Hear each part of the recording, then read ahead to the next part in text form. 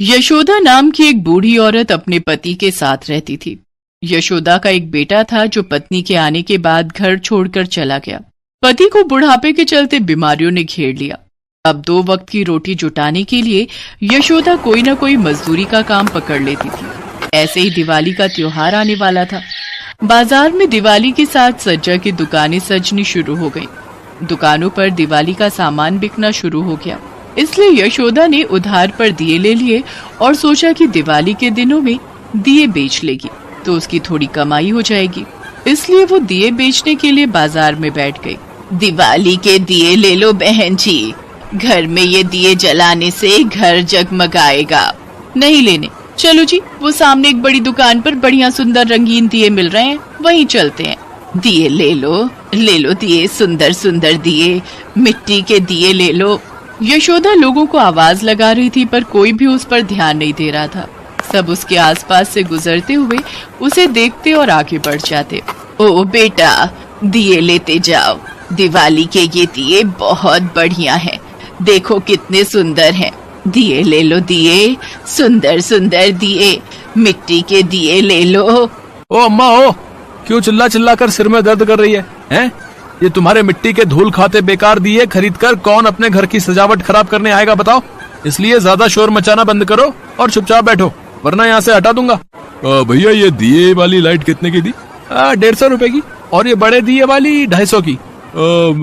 ये 150 वाली एक दे देना। वो दुकानदार तरह तरह की दिवाली की सजावट का सामान बेच रहा था। यशोदा उसके धमकाने से दुखी हो गई। उस दिन उसकी कमाई बहुत कम हुई। यशोदा कुछ पैसे कमा कर घर पहुंची। खांसी तो नहीं उठी ज्यादा आज? और बुखार कैसा है? अब पहले से बेहतर है, पर टांगों और कमर में दर्द नहीं जाता यशोदा।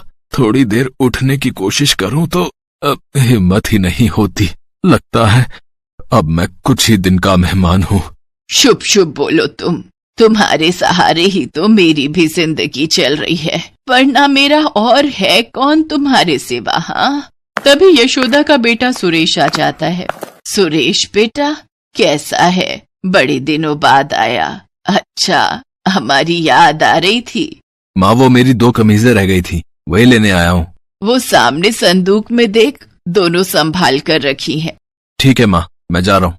सुरेश बेटा सुन, दिवाली का त्योहार है, तेरी और बहू की पहली दिवाली है। ये ले, थोड़े दिए लेता जा, मैं आजकल यही बेच। माँ, जो देना है जल्दी दो, मेरे पास टाइम नहीं है। अरे यशोदा, क्यों इसे ये दिए दे रही है जब 2 घड़ी इसके पास तेरी बात सुनने का समय नहीं? ये ले बेटा, लेता जा, इस थैले में रख दिए हैं मैंने, जला देना याद से बेटा। यशोदा की बूढ़ी आंखों में बेटे के इस व्यवहार को देखकर आंसू छलक आते हैं। अगले दिन छोटी दिवाली थी। यशोदा दिए बेचने बाजार पहुंची। धीरे धीरे बाजार में लोगों की भीड़ बढ़ने लगी। जहाँ देखो वहाँ दुकानों पर लोग सामान खरीद रहे थे। ये लो बिटिया, ये 10 रुपए के कर दिए। ये टूटा हुआ है अम्मा, दूसरा दो। टूटा हुआ है?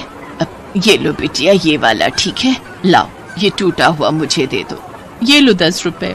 दिए ले लो दिए, बहन जी मिट्टी के दिए ले लो।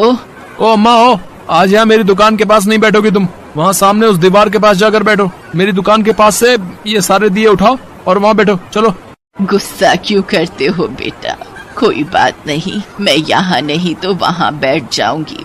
तुम्हें मेरी वजह से परेशान होने की कोई जरूरत नहीं बेटा। बेचारी यशोदा अपने बूढ़े शरीर से धीरे धीरे करके सारे दिए उठाती है और दूसरी जगह बैठ जाती है। शाम हो जाती है पर यशोदा की बिल्कुल भी कमाई नहीं हुई थी। अचानक यशोदा को शोर सुनाई दिया। अरे आग लग गई भैया, आग लग गई। आग लग गई? कहाँ? हे भगवान, वो सामने सजावट की दुकान पर, वो देखो। अरे अरे कोई मदद करो, अरे कोई मदद करो मेरी। हे ईश्वर, अब मैं क्या करूँ?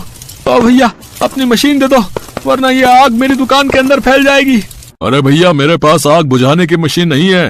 अरे भैया, देर मत करो, फायर ब्रिगेड को फोन कर दो। हम तो तुम्हारी दुकान के आसपास नहीं आएंगे, हमारी भी तो जान को खतरा है। सही कह रहा है भैया, हम क्यों अपने ऊपर मुसीबत मोल लें भैया, हैं? हमारी दुकान तो तुम्हारी दुकान से दूर है, तुम खुद ही फायर ब्रिगेड को फोन कर लो भैया। हाँ। हर कोई उस दुकानदार की दुकान में लगी आग का तमाशा देख रहा था। तभी यशोदा ने देखा वहां बराबर में रेत का ढेर लगा हुआ है। यशोदा ने दियों का टोकरा खाली किया और उस टोकरे में फटाफट से रेत भरकर उस दुकानदार के पास पहुंची और उसने तेजी से सारी रेत उस आग के ऊपर फेंक दी। रेत ढकने से आग कम हो गई। यशोदा फिर से टोकरे में रेत भरकर ले आई। दुकानदार ने देखा कि रेत से आग बुझ रही है तो उसने यशोदा का वो टोकरा अपने हाथ में लिया और रेत भरकर आग पर फेंकने लगा। इतनी देर में फायर ब्रिगेड भी पहुंच गई थी। उसके कर्मचारियों ने जब देखा कि यशोदा और दुकानदार आग पर रेत डाल रहे हैं तो वो हैरान रह गए। ये तो बहुत ही बढ़िया दिमाग लगाया आप लोगों ने, अपनी दुकान का काफी नुकसान होने से बचा लिया। इस हिम्मत की तारीफ तो बनती है। आप लोगों ने रेत डालकर बहुत अच्छा किया। इससे आग नहीं बढ़ती है और रेत आग को बुझाने में बहुत कारगर सिद्ध होती है। भगवान को धन्यवाद कहो कि आज उन्होंने बहुत बड़ा नुकसान होने से बचा लिया। भैया, भगवान के साथ साथ मैं इन बड़ी अम्मा को भी धन्यवाद कहना चाहता हूँ। इन अम्मा ने ही मेरी दुकान में लगी आग को बुझाया है। फिर तो अम्मा के साहस की प्रशंसा करनी होगी। चलिए अब हम चलते हैं और सब लोग अपनी अपनी दुकानों का ध्यान रखिए। दिवाली के दिनों में सेफ्टी बहुत जरूरी है। फायर ब्रिगेड वहाँ से चली जाती है। अम्मा, मुझे माफ कर दो। अपने व्यवहार के लिए मैं माफी मांगता हूँ अम्मा। जो आज तुमने मेरे लिए किया है उसका एहसान मैं कैसे चुका पाऊंगा, यही नहीं समझ पा रहा। मेरी दुकान में लाखों का सामान था। अगर आज आग बढ़ जाती तो सब कुछ खत्म हो जाता। बेटा, मन छोटा मत करो, सब कुछ ठीक है। भगवान की दया से बचाव हो गया, ये बहुत बड़ी बात है। यशोदा अपने दियों के पास वापस आती है। वो देखती है उसने जल्दबाजी में टोकरे में भरे दियों को जमीन पर रखकर टोकरा उठाया था जिसमें बहुत से दिए टूट गए थे और कुछ खराब हो गए। दुकानदार दूर से ये सब देख रहा था। अगले दिन दिवाली का त्योहार था। यशोदा उस दिन क्या ही दिए बेचने जाती। उसने जो दिए उधार लिए थे उनमें से काफी दिए खराब हो गए। अब मैं उधार के पैसे कैसे दूंगी? सारे दिए किनारों से खराब हो गए, इन्हें कोई नहीं खरीदेगा। कैसे करूं, कुछ समझ नहीं आ रहा। यशोदा दुखी मन से अभी सोच में बैठी ही थी कि तभी वो दुकानदार उसके घर आता है। दुकानदार के साथ एक लड़का और था। उसके हाथ में बहुत सारे उपहार थे।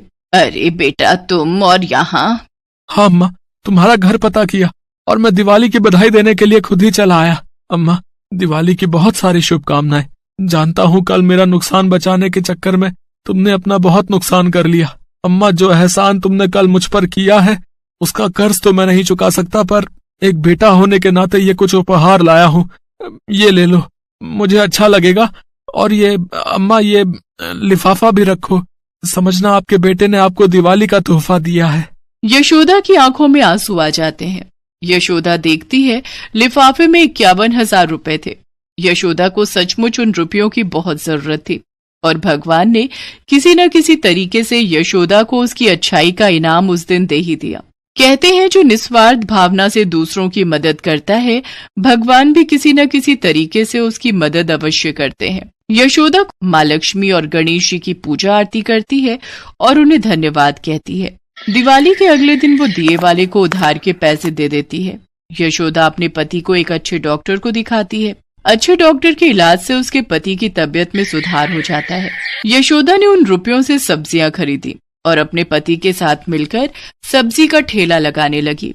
वो जानती थी कि उसके बेटे की अपनी जिंदगी है। अब वो अपनी पत्नी के साथ खुश है और वो उनके साथ नहीं रहेगा, इसलिए बुढ़ापे में वे दोनों खुद ही एक दूसरे का सहारा। इस वीडियो को लाइक करें, हमारे चैनल को सब्सक्राइब करें, बेल आइकन जरूर प्रेस करें हमारी न्यू वीडियो सबसे पहले देखने के लिए।